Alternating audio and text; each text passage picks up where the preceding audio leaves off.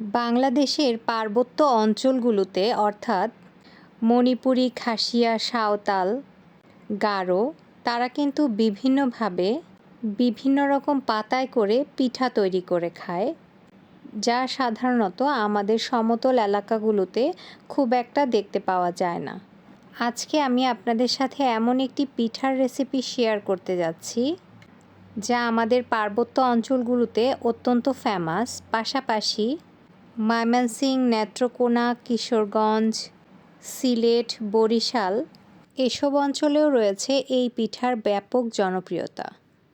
Hello everyone, আমি chef Taslima. আজকে আবারও চলে এসেছি আপনাদের মাঝে নতুন আরেকটি আইটেম নিয়ে। সবসময় কি শুধু আন্তর্জাতিক মানের খাবার আপনাদের সামনে নিয়ে আসলে হবে? আমাদের বাংলাদেশেও এমন কিছু আইটেম রয়েছে যা আমাদের বাংলাদেশের ঐতিহ্য এবং সংস্কৃতিকে বিশ্বের দরবারে খুব সুন্দরভাবে তুলে ধরতে পারবে। যুগ যুগ ধরে যেই সব খাবারে রয়েছে ব্যাপক জনপ্রিয়তা, তেমনই একটি রেসিপি যা আজকে আমি আপনাদের মাঝে তুলে ধরব। এখন যেহেতু তালের সিজন, অত্যন্ত রসালো তালের পাল্প দিয়ে আজকে আমরা তৈরি করে নিয়েছি বাংলাদেশের ঐতিহ্যবাহী তালের কোন পিঠা। সো আর কথা না বাড়িয়ে চলে যাচ্ছি মূল রেসিপিতে।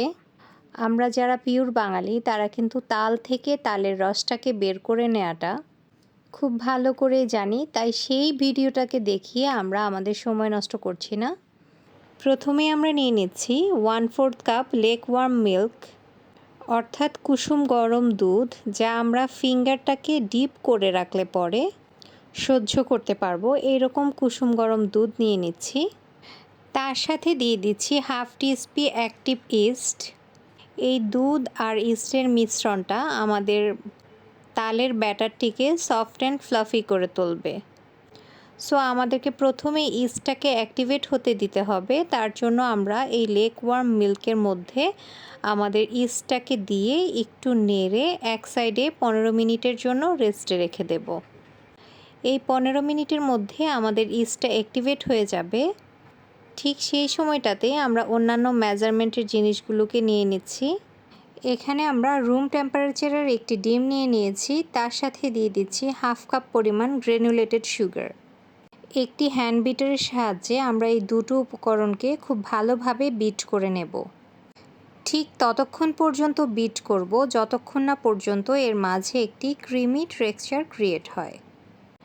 এই পর্যায়ে আমরা এর সাথে 1/2 কাপ পরিমাণ তালের পাল্প বা পিউরে দিয়ে দিচ্ছি। আমরা টোটাল 1 কাপ পরিমাণ পিউরে ইউজ করব, কিন্তু ব্যাটারটি অতিরিক্ত পাতলা বা ঘন করে ফেলা যাবে না, তার জন্য আমরা অল্প অল্প করে তালের পাল্প দিব। সো আমরা এখানে যে 1/2 কাপ পরিমাণ তালের পাল্প বা পিউরে নিয়ে নিয়েছি সেটাকে একটু বিট করে নিচ্ছি। তারপর শুকনো উপকরণ অ্যাড করার পর যদি প্রয়োজন পড়ে আমরা আবারও একটু তালের পাল্প অ্যাড করে নেব। আমরা শুকনো উপকরণগুলোকে একটু চেলে দেব, তার জন্য এখানে একটি চালনি নিয়ে নিয়েছি। প্রথমে আমরা দিয়ে দিচ্ছি 2 কাপ পরিমাণ আতপ চালের গুঁড়ো, 1/2 কাপ ময়দা, 1/2 কাপ গুঁড়ো দুধ, 1 চিমটি লবণ। এবারে সব কিছুকে খুব ভালোভাবে একত্রে চেলে নেব, যেন কোনো দানাদার অংশ বা লাম্পস অবশিষ্ট না থাকে। এবারে একটি স্প্যাচুলার সাহায্যে আমরা কাট অ্যান্ড ফোল্ড করে করে এটাকে মিক্স আপ করব। যেহেতু আমরা শুকনো চালের গুঁড়ি ইউজ করেছি, তাই আমাদের এখানে আরও কিছু তালের পাল্প লাগবে। সো আমরা তো 1 কাপ পরিমাণ তালের পাল্পের অর্ধেক পরিমাণ ইউজ করেছিলাম, বাকি অর্ধেকটা আমরা এখানে অ্যাড করে দিচ্ছি। ততক্ষণে আমাদের ইস্ট কিন্তু অ্যাক্টিভেট হয়ে গিয়েছে। এই যে আমাদের ইস্ট যে আমরা দুধের মধ্যে ভিজিয়ে রেখেছিলাম, সেই ইস্টের মিশ্রণটি এখানে দিয়ে দিচ্ছি এবং আবারও আমরা এটাকে খুব ভালোভাবে মিক্স আপ করে নিচ্ছি। এই যে আমাদের মিশ্রণটি ঠিক এইরকম থিক থেকে হবে।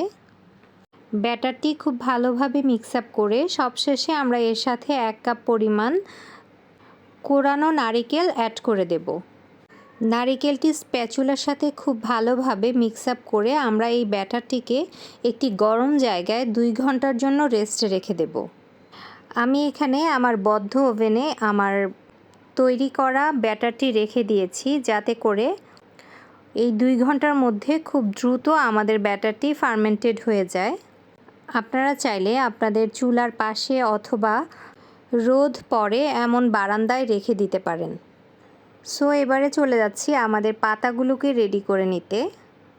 আমি এখানে বেশ কিছু কাঁঠাল পাতা খুব ভালোভাবে ধুয়ে ওয়াশ করে নিয়েছি, আর এটার গায়ে তেল মেখে এইভাবে লক করে দিয়েছি। জাস্ট কোন আকৃতির মতো হবে এটা দেখতে।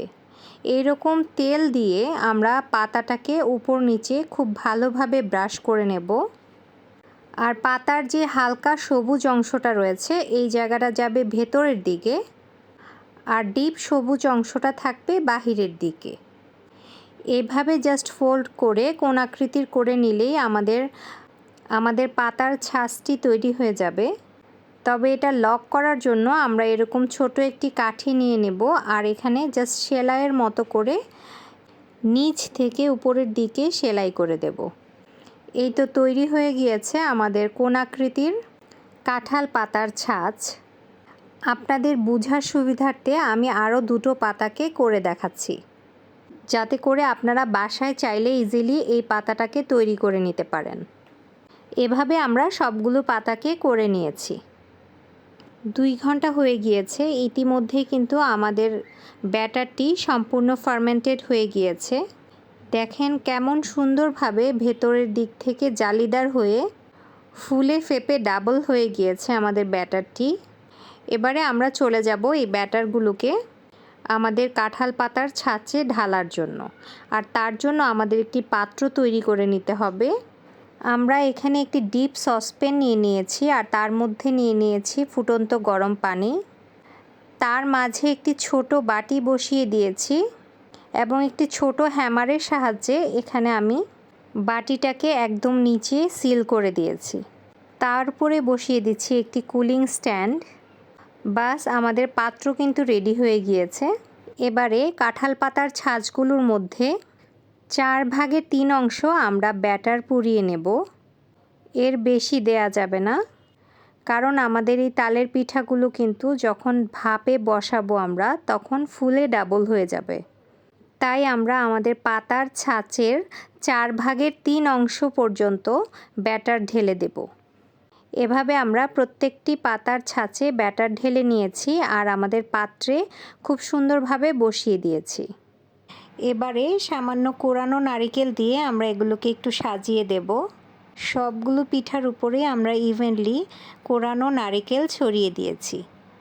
এখানে একটু লাল চেরি মাঝ বরাবর কেটে বসিয়ে দিলে জিনিসটা দেখতে ভীষণ আকর্ষণীয় এবং লোভনীয় লাগবে। তাই আমরা লাল চেরি মাঝ বরাবর কেটে এখানে ঠিক মাঝখানে বসিয়ে দিয়েছি। তার উপর দিয়ে দিচ্ছি কিছু কালো কিশমিশ। ওয়াও, এগুলো দেখতে যে কী পরিমাণ আকর্ষণীয় লাগছে, মাশাল্লাহ। এবারে চলে যাব এগুলোকে স্টিম করতে। সো আমরা যে ঢাকনাটা বসিয়ে দিয়েছি তার উপরে একটি লং দিয়ে ঢাকনার মুখটাকে সিল করে দিচ্ছি, আর এটাকে স্টিম করার জন্য চুলায় নিয়ে যাচ্ছি। একটা জিনিস খেয়াল রাখতে হবে যে কোনোভাবেই যেন এটার ভেতর থেকে স্টিম বেরিয়ে না আসে। আমাদের সবগুলো পিঠা যেন পরিপূর্ণ স্টিমটা পায়। সো চুলার জালটা মিডিয়াম টু হাই রেখে আমরা আধা ঘন্টার জন্য এটাকে স্টিম করে নেব। আধা ঘন্টা পর দেখতে পাবো আমাদের পিঠাগুলো ফুলে ফেপে একাকার। এই যে আমাদের পিঠাগুলো কিন্তু হয়ে গিয়েছে।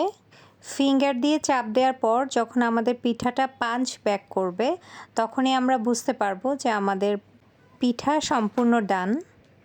এই তো ঠাডা, তৈরি হয়ে গিয়েছে আমাদের মজাদার, লোভনীয়, আকর্ষণীয় এবং ঐতিহ্যবাহী তালের কোন পিঠা।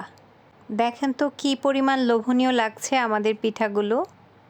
পাহাড়িরা কিন্তু হাইজিন মেনটেন করার জন্য ঠিক এইভাবেই পাতা সহকারে গেস্টদেরকে সার্ভ করে থাকে। সো আমি আপনাদেরকে এটার ভেতরের লুকটা ঠিক দেখতে কেমন হয়েছিল তা দেখানোর জন্য পাতা খুলে নিয়েছি। দেখেন মাশাল্লাহ কী পরিমাণ সুন্দর হয়েছে আমাদের পিঠাগুলো। আর সবচাইতে বড় জিনিস হচ্ছে এগুলো ভেতর থেকে অনেক স্পঞ্জি এবং ফ্লাফি ছিল, যা মুখে দিলেই একেবারে মিলিয়ে যাচ্ছিল। সো এইরকম একটি ইউনিক পিঠা আপনাদের মাঝে তুলে ধরতে পেরে আমার নিজের কাছে অনেক ভালো লাগছে। সবচাইতে বড় ব্যাপার হচ্ছে এই পিঠাটা আমাদের বাঙালিদের ঐতিহ্য বহন করে। সো বন্ধুরা, আমার এই ভিডিওগুলো যদি আপনাদের কাছে ভালো লেগে থাকে অবশ্যই ফ্রেন্ডস অ্যান্ড ফ্যামিলির মাঝে শেয়ার দিয়ে ছড়িয়ে দেবেন। পাশাপাশি আপনারা যদি কোনো ফুড কার্টের বিজনেস করে থাকেন অবশ্যই আপনারা এই ধরনের আকর্ষণীয় এবং লোভনীয় আইটেম আপনাদের ফুড কার্টের বিজনেসে উঠাতে পারেন। আর এইরকম তালের সিজনে এইরকম আকর্ষণীয় পিঠা যদি আপনারা আপনাদের ফুড কার্টে উঠান তাহলে কিন্তু আপনাদের সেলিং বেড়ে যাবে ডাবল। সো বন্ধুরা, আজ এ পর্যন্তই। দেখা হবে আবার নতুন কোনো ভিডিওতে, নতুন কোনো আয়োজনে। টিল দেন সবাই ভালো থাকবেন, সুস্থ থাকবেন এবং ফলো দিয়ে এঞ্জেলস ওয়ার্ল্ডের পাশেই থাকবেন। আপনাদের অনুপ্রেরণায় এঞ্জেলস ওয়ার্ল্ড পৌঁছে যাবে বহুদূর।